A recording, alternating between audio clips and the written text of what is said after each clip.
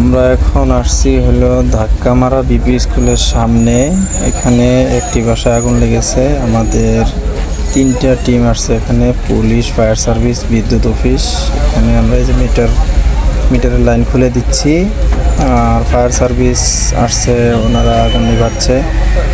Police বাইরে আসছে, এখানে ওনারা দেখাশোনা করতেছে। আপনারা দেখেন এবং এই বিষয়টা শেয়ার করে দেন সবার মাঝে।